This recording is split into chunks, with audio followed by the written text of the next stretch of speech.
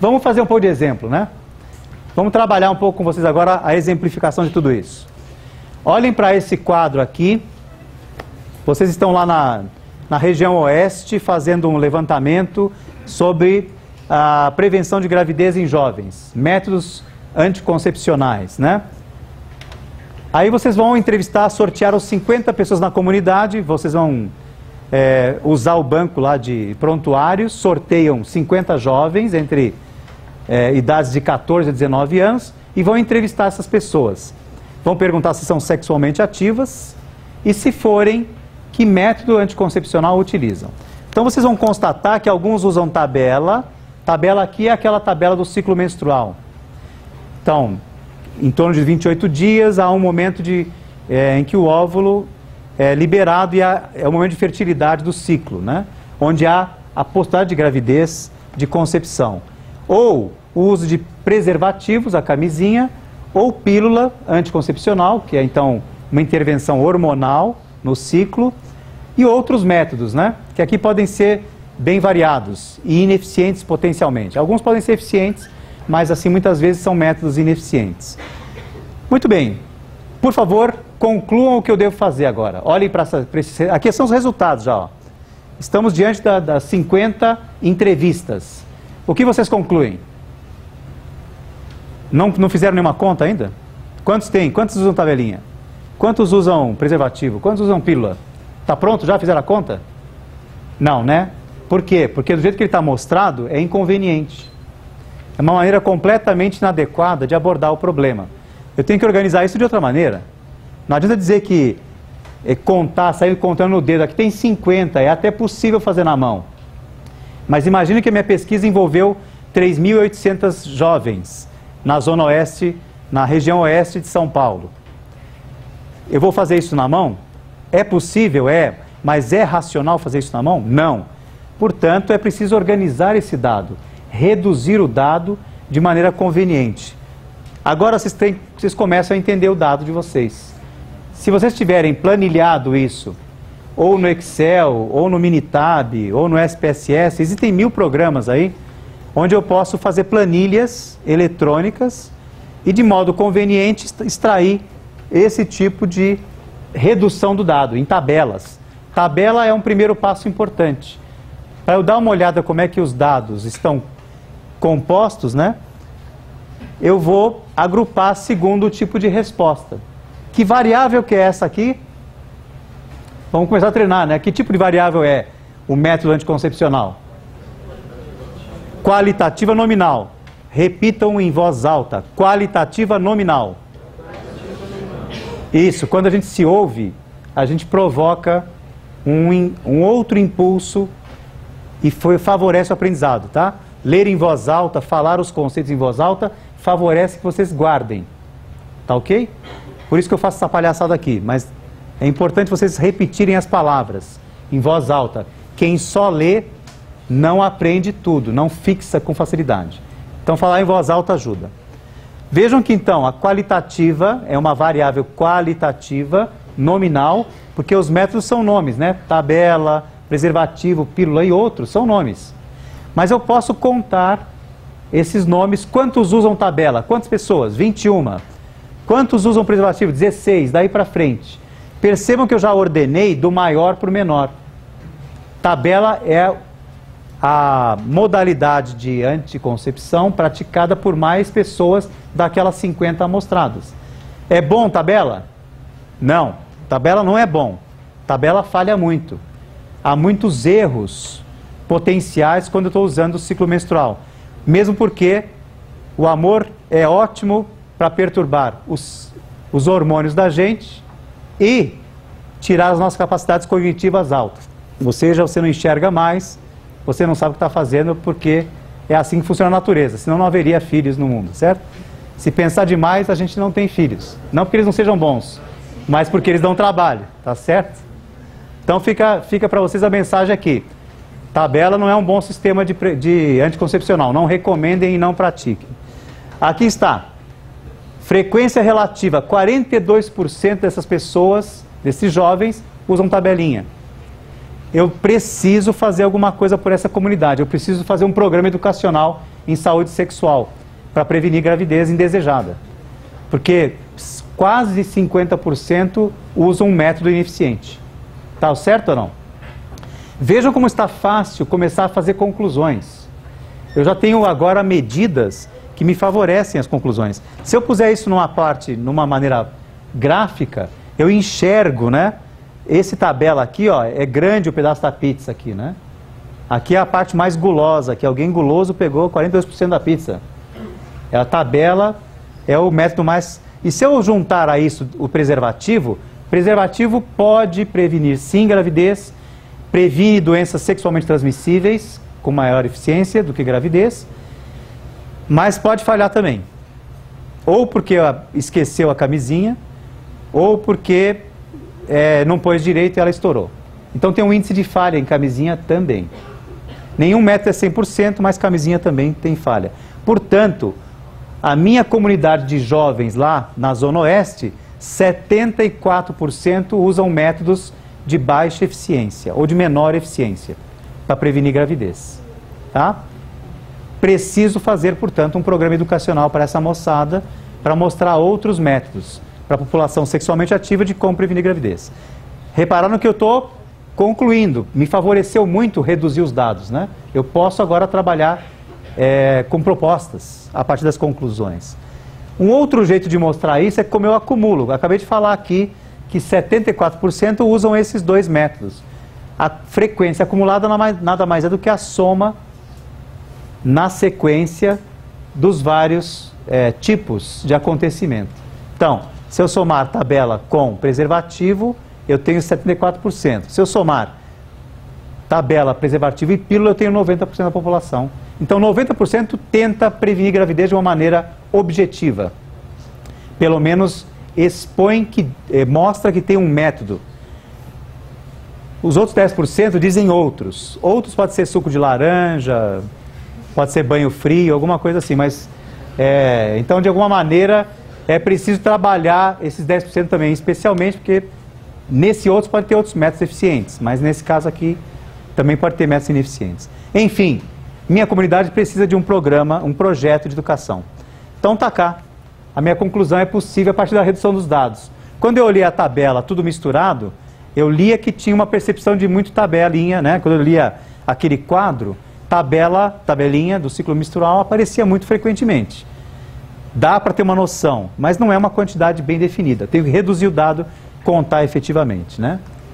Eu também posso fazer um diagrama que é o de Pareto, que está mostrado aqui para vocês, que é a informação, é tudo aquilo que eu falei antes, colocado na forma gráfica e em tabela numérica. Percebam que esse diagrama sai automaticamente em alguns softwares estatísticos, né? Vocês vão conhecer durante o curso pelo menos um software estatístico, mas podem procurar que há softwares na internet interessantes, que nós vamos mostrar alguns para vocês, mas vocês podem achar ativamente outros softwares para vocês fazerem. Oi, diga seu nome.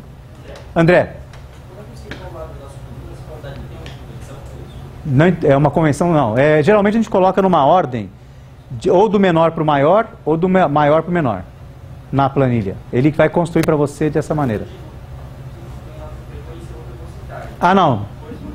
Geralmente aqui está o dado bruto. André, né? André, geralmente à sua esquerda está o dado bruto, aquele dado primário. E à direita, o dado transformado. A porcentagem é uma transformação. Então, é mais ou menos uma lógica. Eu posso inverter isso, mas não tem vantagem. Geralmente, o software te dá isso automaticamente. Quando eu faço o diagrama de Pareto, ele já monta assim. Então, o dado bruto está aqui e a frequência, a porcentagem, frequência relativa, né? A porcentagem está do lado direito. Mas eu posso usar várias escalas que não dizem respeito ao mesmo dado também. Eu posso cruzar variáveis que são diferentes em escalas diferentes no gráfico. Mas aí é outra coisa. Depois a gente fala sobre isso um dia. Tá bom? Nesse momento quero que vocês vejam uma opção interessante de mostrar os resultados de vocês. Tá bom? Professor. Oi, quem está falando? Seu nome? Ricardo. Apesar desses dados serem qualitativos, você está analisando de uma forma quantitativa o número deles. Ah, sim. Isso muito bem falado, Ricardo. A nossa disciplina versa sobre quantidades. mesmo que eu tenha que transformar qualidades em quantidades. Falou muito bem. Correta a sua percepção. As qualidades podem ser quantificáveis, mas não são números verdadeiros. No caso, a contagem é um número verdadeiro, né? Quantas pessoas usam tabela é um número verdadeiro. É uma quantidade verdadeira. Mas a variável não é quantitativa. Vou explicar de novo. Espera aí que eu saquei qual é o lance. Isso dá confusão. O que o Ricardo está levantando para a gente, para vocês aqui, é importante. Muita gente não entende, no princípio, a diferença entre a classificação da variável e as contagens que são feitas com aquela variável. Contagem, eu conto quantos corintianos tem na sala. Eu conto quantos diabéticos tem no ambulatório. Mas qual é o diagnóstico do paciente é uma variável qualitativa. Porque eu estou perguntando ao paciente, você tem diabetes? Aí ele fala, sim. Você tem hipertensão? Não. Então aí depois eu levanto 10, 12 prontuários e vejo quantos são diabéticos e quantos não são. Eu aí conto, aí o número é verdadeiro. Mas a variável, que é tipo de doença, não é numérica. Ela é nominal. Entenderam onde eu cheguei? É preciso desembaralhar a contagem dos nomes e a tipo de variável, que é nominal. Nome tem essa função mesmo, né? Por exemplo, se eu entrar aqui agora na sala e falar, quem se chama Pedro aqui? 1, 2, quem mais? Só tem 2 Pedros?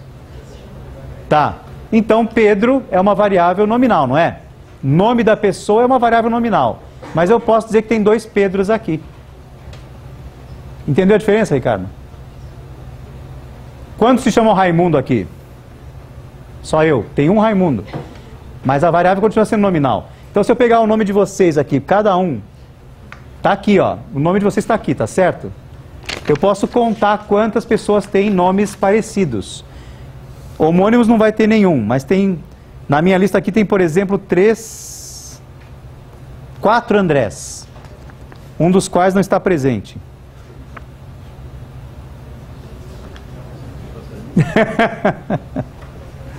um dos quais não está presente há vários anos. Então, tem 4 Andrés matriculados na disciplina de métodos. 3 eu imagino que estão aqui. 1 eu sei que não está, tá certo? Mas eu estou contando quantos Andrés tem na sala. Entenderam a diferença então, Ricardo? Pegou o lance? Tá certo isso? Vocês acham que o que eu estou falando aqui tem chance de virar um meme? Não. Vocês usam muito meme, né? Gostam de curtir os memes, não gostam? Você sabe o que quer dizer meme? Então pesquisem, porque meme é um conceito. Um conceito que foi definido por um zoólogo inglês chamado Richard Dawkins. Quem já leu um livro do Richard Dawkins aqui? Como é que se chama? Tiago. Que livro você leu dele? Muito bom esse livro, né? Gostei bastante também. Deus é um delírio. Deus, um delírio, né? Deus, um delírio. God Delusion. God Delusion. É. Mas é muito bom, um livro muito interessante. Alguém mais leu Richard Dawkins? Então, tarefa para as férias. Leiam aquele livro Evolução, a grande história da evolução. Né? Um livro espetacular. Fica de... Julho, né? Julho está chegando, as férias estão chegando. Começa no carnaval. Aproveita para fazer uma leitura interessante. Entre um baile e outro. Quem vai para o grito de carnaval dia 11 aí? Ninguém? Vocês estão sabendo, né? Que vai ter... Não é? Vocês estão por dentro, não? Dessa dia 11 de fevereiro, não é isso? Não? Então, no centenário, vai ter o samba do centenário lá, apareçam na avenida lá. Acho que é perto da Pinacoteca, alguma coisa assim, né? Ponham fotos pra gente no Facebook pra gente ver como é que foi, que acho que eu não vou, não. Muito bem. Gente, então, vocês têm... O que eu estou tentando fazer com vocês aqui é isso. Transformar em meme tudo o que vocês precisam saber. Quando eu transmitir para vocês essa herança de memória, eu vou ficar feliz, tá? Eu não pude transmitir a vocês minha genética, mas a minha memética eu estou tentando. E isso é muito importante na nossa espécie. Nós não somos só genéticos, nós somos meméticos também. É isso que forma a nossa cultura e a nossa capacidade de nos mantermos apesar das adversidades que a natureza nos propõe, né? Muito bem. Está aí o Pareto. Outra forma de representação muito importante é a variável qualitativa, das variáveis qualitativas é a tabela de contingência. Então, eu posso cruzar variáveis qualitativas num formato característico, que é a tabelas 3x3, 4x5, 2x2, que é a mais frequente, eu vou mostrar agora, né? Exemplificando aqui com um trabalho possível aí de iniciação científica, né? A pergunta aqui por trás dessa ideia é, será que na rede particular, na rede hospitalar particular, a ocorrência, a frequência de partos cesáreos é maior do que na rede pública? Será que as mulheres, as gestantes, que são atendidas no sistema privado, sofrem mais cesáreas do que as que estão no sistema público? É uma pergunta válida ou não? Por várias questões, né? Porque vão ser discutidas com vocês em obstetrícia, mas é uma pergunta válida. Temos que constatar se existe uma diferença de conduta dos obstetras nesses dois campos de atuação, hospital público e privado. Portanto, vamos lá, pegamos um hospital público, um hospital privado e ficamos de plantão em cada um deles, colocamos um terceiranista lá com uma caneta na mão e uma folha de papel.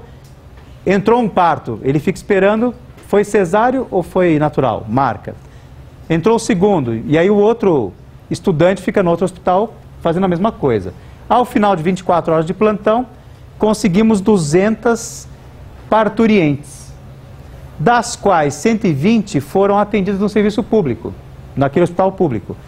80 foram atendidas no hospital privado. Entenderam a ideia? Destas 120 atendidas no sistema público, 95 mulheres deram à luz por parto vaginal, parto natural. E as outras, que são 25, sofreram uma intervenção cesariana, cirúrgica, portanto, né? No hospital privado já foi um pouco diferente. Reparem, 35 foram parto natural e 45 cesarianas. Olhando para essa tabela, olhem agora, por favor, para esta tabela, que é uma tabela 2x2, uma tabela de contingência. Ela faz o quê? Ela amarra. A contingência é uma amarração. É uma circunstância ela prende, porque ela trava. Ela faz esse movimento, não faz a tabela? Ela não cruza. Estou cruzando os dedos aqui, ó. Eu estou travando os dedos das duas mãos uns nos outros. A tabela faz a mesma coisa. Ela trava, ela cruza duas variáveis qualitativas. O que vocês olhando para essa tabela podem concluir? Agora, como pessoas comuns que ainda são e não sabem a estatística como devem saber. O que vocês concluem assim de bate-pronto? Alguém, Paulo, por favor, sorteio número 2. Quando eu pergunto, se ninguém responder, eu vou começar. Tem que sortear, tá certo? E para ser justo, então, eu peço ajuda aos universitários aqui. Reines Alfreds. Reines, é isso? É. Como é que pronuncia o último nome? Paeri. Reines. Prazer, Reines. Diga lá. O que você concluiu? No hospital público predomina, tende a predominar o parto natural e no privado tem um equilíbrio, mas tende mais a cesárea. Perfeito, Reines. É isso mesmo. O Reines falou corretamente que no hospital público predomina a maior frequência de partos naturais. E no hospital privado, maior porcentagem de partos cesarianos. Do ponto de vista estatístico, eu ainda não posso dizer que esta diferença é significativa. Eu ainda não tenho elementos, eu não fiz as contas para saber se isso aqui foi uma obra do acaso. Naquele dia aconteceu isso. E esses dois números aqui, essas duas frações, são próximas ainda o suficiente para dizer que elas são semelhantes. E é isso que nós vamos aprender a fazer. pegar essa tabela e concluir se ela é significativa, a diferença. Eu vou olhar para a tabela e perguntar, será que é diferente o hospital público do privado? Com relação a parto cesáreo e parto natural? Então essa mensagem já fica aqui para vocês. A nossa preocupação é desembaralhar o que é casual, o que é apenas um acontecimento amostral. A amostra foi constituída assim e deu esse resultado, mas não é diferente na vida real. O fenômeno não é diferente entre os dois hospitais. Só completando a anatomia da tabela, nós temos aqui aquilo que se chama de totais marginais. Então aqui nós temos o miolo da tabela 2x2, da tabela de contingência 2x2. E aqui nas margens nós temos os totais de cada linha e de cada coluna. Tá certo?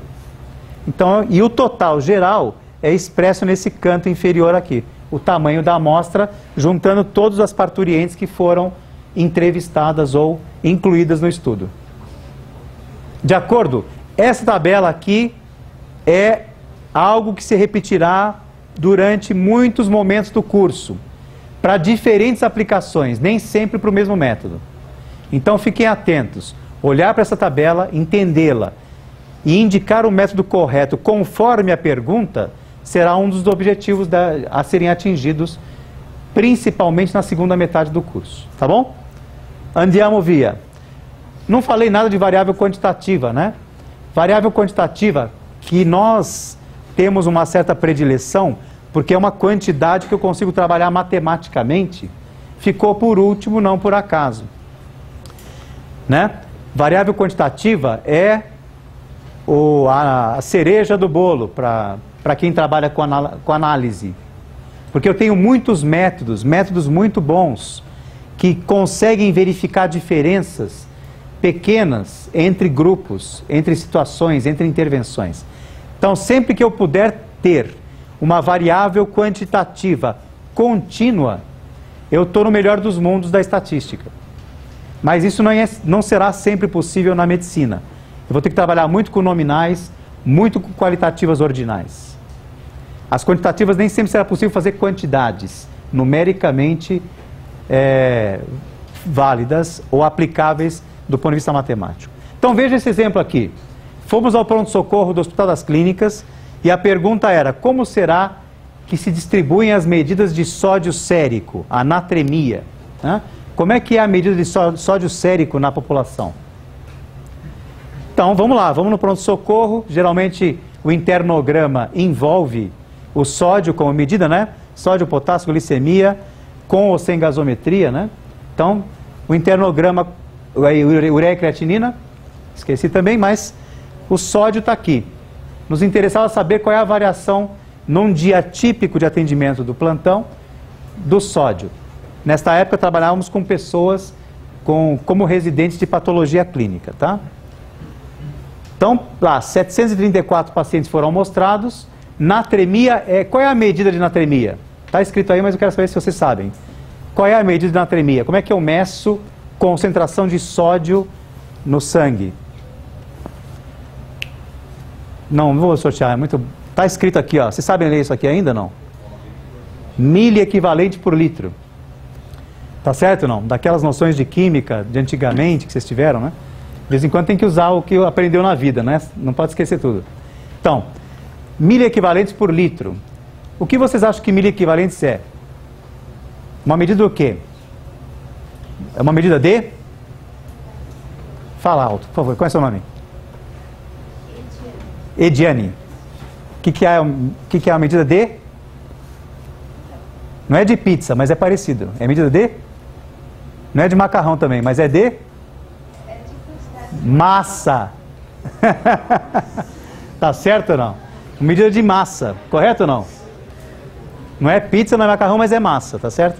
Então, fica aí, Ediane, esse ensinamento agora. É uma medida de massa. A concentração depende de quanto eu tenho de massa daquela substância, daquele elemento químico. Massa é medida em quê? Pode ser medida em várias coisas, né? O que eu uso para medir massa? Ediane. Qual é a medida do Sistema Internacional de Unidades? Típica. quilograma, por exemplo, grama, quilograma, micrograma e daí para frente, né? Eu preciso desse tipo de medida para poder chegar lá, né? Então, ela é uma medida quantitativa contínua. Então, de acordo com o que eu falei, Pedro? É Pedro, né? Apesar de ser contínua, aí analisando de uma maneira meio discreta. Isso. O Pedro tem toda a razão, porque esse tipo de medida dá a falsa impressão de que eu estou diante de uma medida discreta. Por quê? Porque 135 mecs por litro de sódio, né, não é tão importante saber se é 135,1, 135,5 ou 136 mesmo. 135 e 136 não é crítico nessa medida. Portanto, eu posso simplificar a leitura para o médico. Ao invés de dar um resultado com muitas casas decimais, eu posso fazer isso. Do ponto de vista analítico, se eu pegar um fotômetro de chama ou de espectrometria de massa, o que você quiser, eu posso fazer isso infinitesimal. Eu posso fazer 132,0854, Eu posso chegar num nível muito, muito baixo de precisão. Mas isso não é vantagem. Então o Pedro falou muito bem e lembrou muito bem que as aparências enganam quando eu leio os números. Quando eu falo a glicemia do paciente é 98, ou é 120, ou é 99, ou é 100, não quer dizer que a medida seja discreta, porque glicemia também é medida em miligramas e, portanto, é uma medida contínua. É porque não é vantagem saber se é 98,2 ou 98,3 ou 99. 98, 99, 100 é quase a mesma coisa nesse momento. Compreendeu? Ou seja, não é um dado crítico, não muda o que eu vou pensar sobre o paciente. Um paciente com 85 de glicemia e um com 89 está na mesma faixa de variação que eu digo de jejum, né? Que eu falo assim, esse paciente tem pouquíssima chance de ser diabético nesse momento. Se deu 130 ou 140, eu vou já falar, não, esse paciente está tipicamente com uma alteração do metabolismo de carboidrato. Alguma coisa com a relação com a insulina dele está pifando. O metabolismo dele de glicose está errado. Ele está diabético. Entendeu a diferença? Mas se é 140 ou 160, não importa. Portanto, não é vantagem gastar tinta e nem precisão analítica de laboratório colocando vírgula alguma coisa. Se eu fizer uma medida de altura, tem um certo valor. Eu falar em metros, eu não posso medir 1 metro, 2 metros, 3 metros. Não dá para ser discreta a medida de altura. Eu vou ter que trabalhar com centímetros. Aí tem vantagem, mas não vou trabalhar com milímetros. Então essa noção vocês têm que começar a ficar espertos, tá?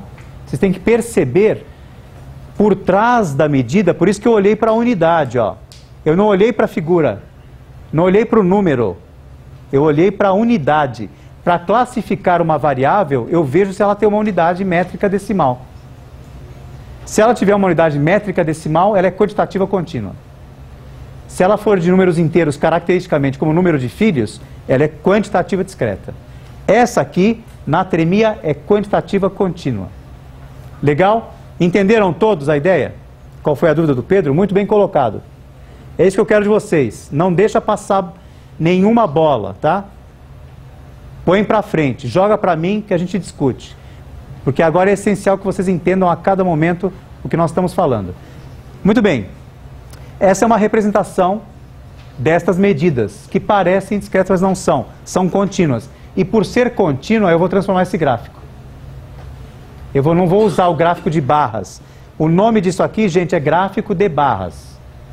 Por favor, olhem para ele e mirem essa imagem, incorporem. Gráfico de barras é assim, tá? Eu separei as medidas conforme a anotação. Elas são realmente, elas dão uma certa noção de descontinuidade, né? Eu posso relatar a frequência, e aqui eu tenho uma certa apreciação, né? Vejam que os valores mais frequentes se encontram entre 132, 131 até 146, por aí, né? Que não por coincidência é a faixa mais fisiológica da natremia. É aquela faixa que a gente chama de normalidade fisiológica, né? A pessoa não está com nenhum distúrbio hidroeletrolítico nesse momento, aparentemente, né? Está com o sódio correto. Mas eu posso transformar esse dado na frequência relativa, em porcentagens. O desenho ficou parecido, não ficou? Teria que ficar, lógico. Mas a informação que eu posso depender daqui é melhor do que aquela anterior. Que era mais difícil ficar falando 60 pacientes, eu tenho que lembrar que é em 734, fazer a conta mentalmente. Se eu der em porcentagem, sai direto. Então, em torno de 8% das pessoas, aqui, ó, se eu somar 8 mais 8, em torno de 7 aqui, eu tenho uma noção de quantos por cento estão entre 135 e 140. Rapidamente eu consigo fazer essa conta. Qual é a porcentagem que está no centro da distribuição? É importante isso, né? E eu posso fazer também uma outra transformação aqui, que é mais interessante ainda, talvez, para alguns cálculos, que é a frequência acumulada. Do menor valor ao maior valor, eu vou pegando a frequência e vou empilhando, até obter os 100% das pessoas que foram medidas.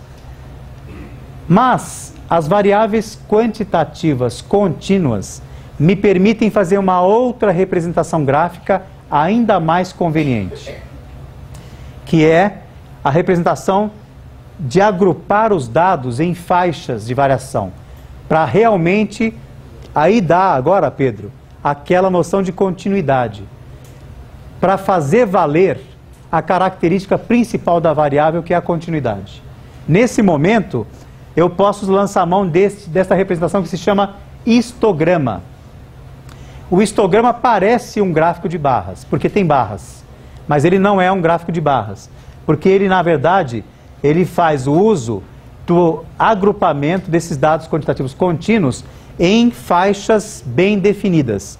Então, eu vou pegar a natremia, vou fazer de 116 a 120, 120 a 124, 124 a 128, em faixas bem definidas. E vai ficando, com intervalo de classes, a figura fica desse jeito aqui. Quando eu estabeleço intervalos regulares, intervalos idênticos, eu vou ter esta figura aqui. Este é um histograma.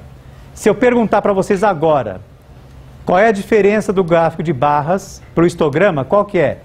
O que vocês me respondem? Algum voluntário, pelo amor de Deus? Essa classe tem alguém valente? Fala, Guilherme. Sim, mas visualmente, o que você percebeu que aconteceu? Tirei os brancos. Juntei tudo, só tem barra colada em barra agora. Boa, Guilherme, é isso aí. Usem a sua intuição. Tá? Não tenham medo de errar também. Aqui nós juntamos mas não são as mesmas barras. Reparem, não é uma colagem de barras. Aqui agora não é mais o valor 120. 120 está indicado aqui dentro de um intervalo. 128 está indicado aqui dentro de um intervalo. É apenas uma marcação conveniente para eu ver como é que está andando o valor da natremia. Tá certo ou não? Está no meio do intervalo 120 aqui. 144 está no meio desse intervalo. Percebem que aqui existe agora uma ideia de continuidade da distribuição. Os meus resultados estão organizados e distribuídos num contínuo. Aqui não tem mais interrupção. Realmente vai de um certo valor aqui, que não é zero, zero está nessa dimensão, na ordenada, que é a frequência, e está distribuído no contínuo. Aquela ideia do contínuo, lembra da garrafa andando pela mesa, tá? Então, o contínuo é isso aqui, ele está andando pelo contínuo. Oi, André, né? Fala.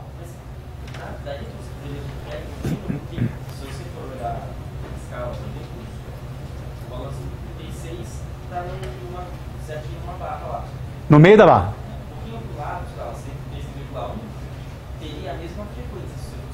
Não, aí que está, André. Não é o 136 que tem essa frequência. É o intervalo que vai... deixa eu só ter uma ideia aqui. Acho que é 4, não. É 2, né? 130, 132, está de 2 em 2 aqui. Na verdade, aqui é de 136 5 a 137. Entenderam a ideia? O André falou muito bem. 136 aqui apenas é o meio do intervalo. É o centro do intervalo. Então, na verdade, é 135 a 137.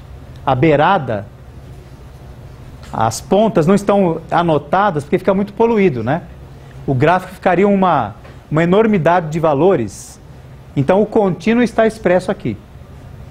Então, entre 135 e 137, o valor central é 136. Mas o que está representado na barra agora é o intervalo. Não é o ponto. Não é o valor único. Mas é todos os valores contínuos entre 135 e 137. Compreenderam essa ideia? Isso é super importante, hein, gente? Vocês estão muito bem hoje, hein? Turma B, tá? Parabéns. Apesar de que a turma A também é boa. A gente fica com raiva não, hein? Pelo amor de Deus. Turma A tá vendo essa aula em algum momento da vida aí agora. Tá bom? Nós vamos gravar a turma A e a turma B alternadamente para prestigiar as duas turmas, certo ou não? Oi. Ah, é. O professor Samishima falou uma coisa importante. O intervalo é aberto de um lado e fechado do outro. O que quer dizer isso? Se eu definir que 135 é o primeiro ponto do intervalo, 137 é o primeiro ponto do próximo intervalo. Então, aqui vai de 135,0 até 136,999999999, cansei. Mas não é o 137 perfeitamente. Por quê? O 137 já abre o próximo intervalo, de 137 até 138,99999. Então ele é aberto, o intervalo começa naquele ponto e vai até a beirada extrema. Seu nome é? Brian. Continua assim, contínuo, então? Sim. Esta é uma representação contínua. Porque no intervalo todos os valores estão contemplados. Entendi. E assim, qual a vantagem exata para você converter, sei lá, um gráfico clássico para o histograma? Boa, Brian. Gosto de gente que procura vantagem nas coisas, porque não vale na vida só fazer as coisas por fazer, Brian. Tá certíssimo. Tem que ter uma vantagem nisso. E qual é a vantagem disso? A vantagem disso, isso aqui é só a porcentagem. A vantagem disso é essa aqui, ó. Quando eu tenho uma distribuição mostrada por um histograma, eu começo a pensar numa curva contínua, numa representação matemática do fenômeno, numa função que substitui os dados originais por uma função geral, por uma representação geral do fenômeno. Todo o nosso esforço é compreender a natureza dentro de uma certa regra, de uma certa lei, descrever o fenômeno de maneira geral. Todos estamos em busca de uma regra geral. Diga lá. Professor, a questão... É Tiago, né? Isso. Fala, Tiago. 136, você colocou frequência em números que não necessariamente existiam na outra tabela. Por exemplo, o 136,1, não sei se existia algum paciente com 136, ele está representado aí. Isso não implica em alguma coisa, algum erro ou algo assim, ou não necessariamente? Não, na verdade, como eu te falei, a medida de sódio não precisa variar no decimal. Nenhum paciente está no 136,1 que eu tenha amostrado. Mas, na realidade, quer dizer, se existe uma realidade, ninguém tem 136 de sódio perfeitamente. 136 já é uma aproximação laboratorial. O que existe é uma variação dentro de uma certa margem. Dentro do paciente, dentro de mim, meu sódio está variando agora. Ele só não pode sair de uma beirada muito louca, porque senão eu paro. Né? As minhas funções tiveram física de membranas, não tiveram? Então, vocês lembram que tem os canais de sódio, potássio, cálcio, etc. Se eu tiver uma oferta excessiva de sódio ou tiver uma falta, uma insuficiência, né? Uma hiponatremia, eu também vou prejudicar os meus circuitos celulares. As minhas funções celulares vão ser prejudicadas. Eu preciso estar dentro de uma margem fisiológica para funcionar.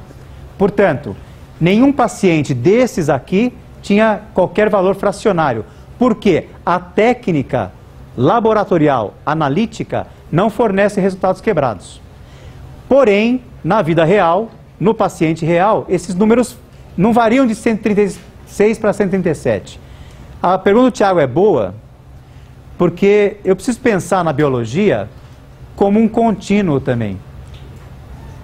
Vejam o que eu vou, vamos ver se faz sentido o que eu vou falar para vocês. A biologia de qualquer ser, né, qualquer célula, não trabalha fora do contínuo. Uma célula não surge do nada. Eu não saio de 136 de sódio para 138 de sódio num pulo. Entendeu o que eu falei? Se o meu sódio sérico vai subindo, ele não pula de 135 para 180. Ele faz isso dentro de um contínuo. De repente, se eu pegar uma seringa e colocar uma concentração hipertônica de sódio e injetar na veia do paciente, eu vou perturbar mais rapidamente esta concentração de sódio, momentaneamente. Entenderam o que eu falei? Peguei uma solução hipertônica de sódio, uma solução salina, não fisiológica, ou seja, com 5% de sódio, ao invés de 0,9% na preparação. E vou injetar no paciente agudamente. Eu vou perturbar, veja que mesmo que seja rápido, ele vai entrar dentro de uma certa velocidade. E ele vai se diluir no caminho. Então, a hora que chegar no coração, aquela injeção rápida, vai ter modificado um pouco a concentração de sódio ali, né? Ele vai circular diferente, vai acomodar um outro equilíbrio, mas não vai ser instantâneo. Em biologia, eu não consigo fazer muita coisa instantânea. Concentrações não variam de pulo. Entendeu, Tiago? Entenderam isso ou não? Em biologia, tudo varia no contínuo. Mesmo uma hemorragia, a morte é uma variação contínua. O mecanismo de morte não é mesmo que eu leve um tiro agora aqui, eu não vou cair morto. Eu vou cair, mas eu vou morrer aos poucos. Por isso que a medicina consegue fazer alguma coisa. A medicina, nós médicos, não teríamos nenhuma possibilidade de ação se os fenômenos dessem saltos. Então, quando o paciente tem uma parada cardíaca, você consegue ressuscitar por quê? Porque os processos de degradação são contínuos.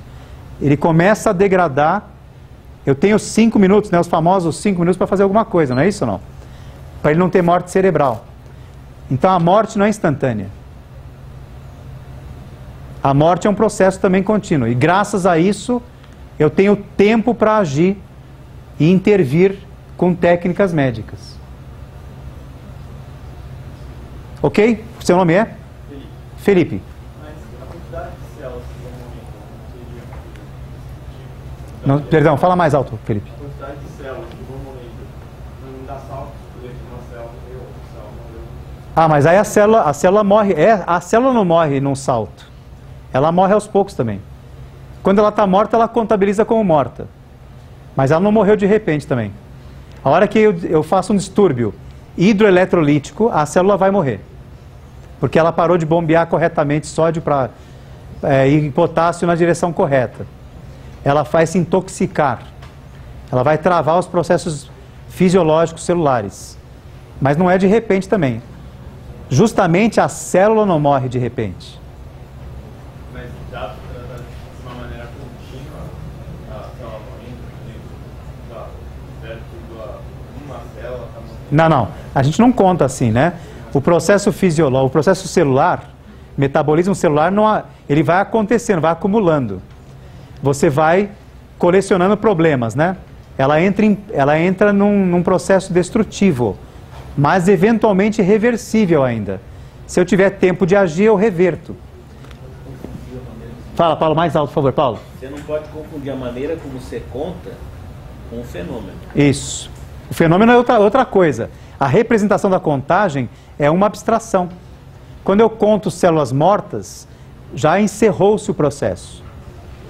Quando eu conto células vivas, não quer dizer que elas vão ficar vivas para sempre também. Há renovação, há acidentes. Então, entenda o que eu falei. O processo biológico não dá saltos. A evolução não é de saltos. Pode ter mutações, que até parece um salto. Uma mutação genética parece um salto. Mas ela não acontece assim. Agora eu vou sofrer uma mutação. Pimba! X-Men. Não é assim que funciona. O processo é um processo lento. Tá certo ou não? Ninguém desenvolve uma lâmina aqui de Wolverine assim não vai surgir daquele jeito. Aquilo é um processo. Só a fantasia humana é capaz de desenhar X-Men. Certo ou não? É bom, a fantasia é boa porque ela induz a gente a tentar perseguir aquilo como realização. Mas o mutante não aparece num passe de mágica. Eu posso sofrer uma mutação, você também, todos nós sofremos, uma mutação que se chama câncer.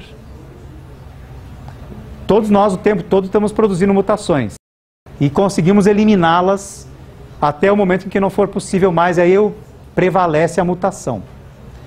Mas isso é um processo, tá? Se eu fizer uma irradiação ultravioleta na pele de um camundongo, ele não vai fazer uma mutação, ele pode fazer uma queimadura, mas ele não vai fazer a mutação abrupta. Eu vou irradiar, daqui a alguns tempos ele vai ter câncer de pele. Não vai ser instantâneo o câncer. Entendeu a ideia? Ficou claro mesmo? Todo mundo entendeu que nós conversamos aqui com o Felipe? Tá bom. Alguém mais tem dúvida? Vejo uma mão tentando se levantar, não? Tá bom. Brian, né? O Brian fez eu estava aqui no Brian ainda quando eu comecei a conversar com o Thiago. Por que eu faço histograma? Por que é vantagem? Porque eu começo a ver a forma, como é que sobe o fenômeno, como é que ele se distribui. Diga, Brian. Então, assim, para eu definir se uma coisa é contínua ou discreta, etc., eu tenho que analisar o que de fato eu estou tentando descrever, e não a forma como eu estou descrevendo. É isso? Por exemplo, eu estou vendo na premia, e ela pode ser descrita com unidades métricas decimais. Independentemente do tipo de gráfico que eu vou usar, ela sempre vai ser contínua. Sempre será contínua. E ela pode ser descrita em unidades métricas. Eu consigo, entre quaisquer dois valores, colocar outros tantos, infinitos. Tá bom? Mas, o Brian, eu gostei do que você falou pelo seguinte, qual é a vantagem? Vocês não estão aprendendo isso aqui porque é bonito, para chegar na balada e falar, pô, desvio padrão é a maior massa, tal, não, tá sacando o desvio padrão? Não é essa a função, né? Na balada falem de coisas pertinentes. Aqui, nós estamos falando da vantagem de aprender isso. Eu estou representando o fenômeno e estou extrapolando para a população geral. Então, se isso aqui for verdade, o que eu anotei no pronto-socorro, eu posso dizer que a anatremia, espera-se que ela tenha esse tipo de configuração aqui. Isso aqui é aquela famosa curva de Gauss, a curva normal, que tem dois parâmetros que nós vamos aprender no futuro, que é a média e o desvio padrão. Então, com apenas dois parâmetros, eu defino a distribuição de natremia na população humana. Vejam que vantagem enorme. Ao invés de eu ter o gráfico, os valores dos 734 pacientes, mostrar isso todo dia, ó gente, como é que é a natremia? Pega os 734 pacientes e mostra o gráfico. É assim. Não, eu falo que em média, a natremia de um ser humano é de 137,3 com desvio padrão de 6,466. Pronto, eu expliquei toda a natureza da distribuição da natremia no ser humano, com dois parâmetros. Isso é muito vantajoso. Por quê? Porque quando eu olhar para um paciente, ele tiver com 116, vocês acham que é baixo, é normal ou é alto? Falem, por favor, respondam o que eu perguntei. É baixo? Se é baixo, está fora da faixa de segurança. Eu preciso tomar uma providência. É aquele tal do exame alterado, né? Não é o que a gente quer aprender na medicina? Vocês estão doidos para saber o que é alterado e o que é normal. Quer dizer, esse paciente está bem, esse paciente está mal. Certo ou não? É o que vocês querem aprender ou vocês vieram para a medicina para a gente fazer intermédio, curtir balada, canecada? Hã? Não, sério, falando sério, às vezes também pode, tem gente que entra na faculdade para casar bem, sei lá, não sei. Mas foi o meu caso, eu entrei para casar bem, não dei sorte, mas de qualquer forma,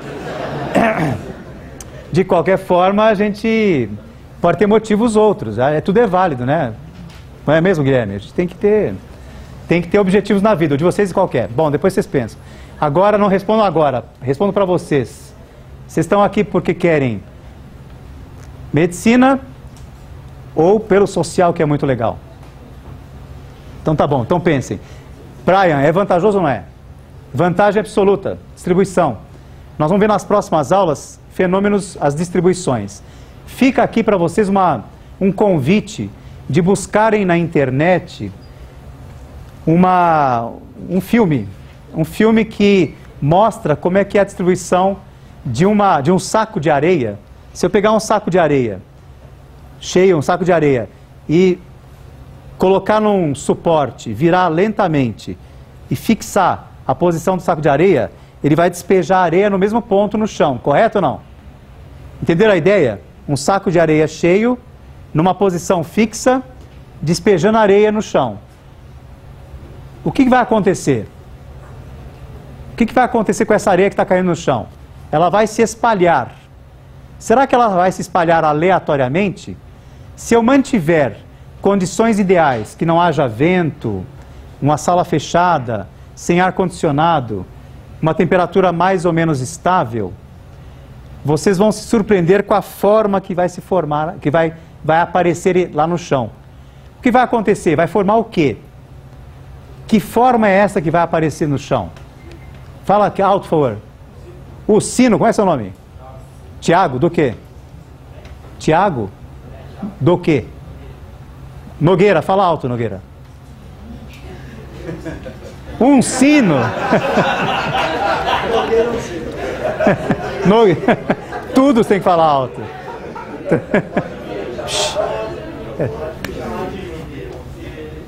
De onde você é, Tiago? Gente, eu não ouço. Espera aí. Juiz de Fora? Eu também sou de Minas. Sou de Uberaba. Prazer, hein? Comeremos um pão de queijo qualquer dia desse juntos aí, tá bom? Muito bem. Tiago Nogueira, de Juiz de Fora. Por favor, Samishima e Paulo, anotem um meio ponto a mais para o Tiago lá, tá? Exatamente isso que o Tiago falou. Um sino vai aparecer. Sino? Você falou o quê, Tiago? Fala alto, pelo amor de Deus. Tá vendo? Os caras falam baixo porque... Não, então tira o meio ponto. Tira. Errou, não é um círculo. Tá errado, não é um círculo. Desculpa, tem que tirar o meio ponto, né? Ele errou. Então, quem acertar eu dou meio ponto, mas com respostas boas, né? Brilhantes. Quem tivesse falado um sino, teria ganhado meio ponto na média. Perderam a chance, tá vendo? Foi algo que eu não falei para vocês, né? Tá valendo pela participação pontuações, tá? O professor Paulo vai falar sobre isso depois, mais especificamente. Mas está valendo pontuação nesse curso. Pontuações que podem levar os contemplados a não fazer prova, tá legal? No final. No final. A primeira prova todo mundo vai fazer, né?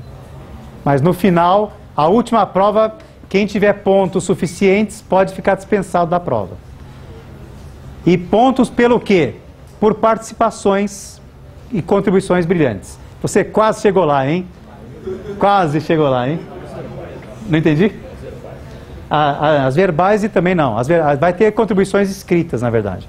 Mas um sino se formará. Se eu despejar essa areia, ou um saco de açúcar, ou alguma coisa dessa natureza granulada, vocês vão ver que vai se formar um morro, né, um monte, em que no centro ele é alto assim, e ele vai caindo para as beiradas dos dois lados de forma similar. Não será perfeito na dependência, se não puser muito alto principalmente, né? Porque aí tem uma questão de deformidade do impacto. Mas se vocês fizerem essa experiência, é só passar numa construção, pegar um saco de areia e fazer isso e sair correndo depois, que o pessoal não vai gostar que vocês despejaram na areia. Mas se fizerem isso, vocês vão perceber que acontece dessa maneira. Vejam na internet que tem demonstrações. Essa é uma das coisas mais bonitas, que mostra que há por trás da curva normal uma certa natureza, tá? Quer dizer, é um fenômeno que tem um certo grau de naturalidade, ele vem do natural, ele não é tão artificial assim, mas é uma construção matemática, que é uma invenção, Invenção do próprio Gauss e do Moivre, né? Algumas pessoas no passado, aí, uns 200 anos atrás, fizeram isso. Então tá bom, vantagem, Brian, é essa. Quase que o Thiago Nogueira chegou lá, mas boa. Agora vocês vão ter que falar mais alto, gente. Nós vamos fazer uma sessão de grito numas próximas aulas aí, para vocês soltarem a voz, porque desse jeito, falando baixo, o paciente não vai entender vocês, ok?